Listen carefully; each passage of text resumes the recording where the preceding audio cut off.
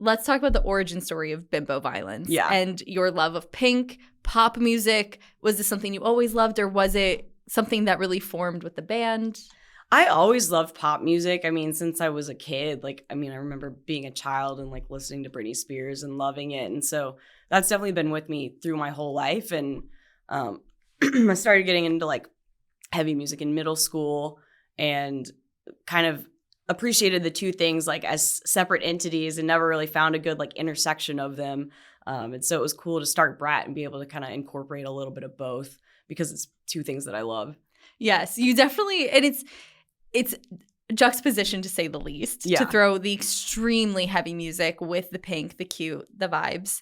And it's so opposite too of what what my instinct was when I came into the industry and started, covering heavy music, where I wanted to be tough. I would have this poker face. I talk about this a lot on the podcast, so I'll bore the listeners too much. But it's you want to prove yourself and prove that you're tough and you belong. And so it's really an act of defiance is the way I see it, what you're doing.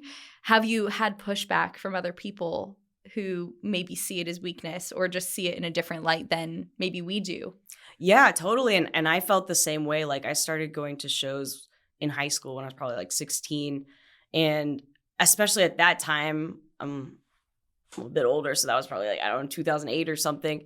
And I do feel at that time it was a lot harder to be a woman going to shows. It was a lot less friendly to women.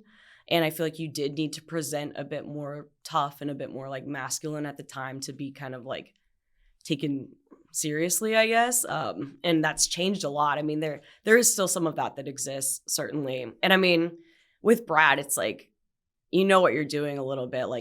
People are going to be turned off by the Pink and the pop. It's just is what it is. You kind of have to accept that. But I think overall, there's been a lot more acceptance of that, and people have been more, open to having women in metal and heavy music, which has been awesome.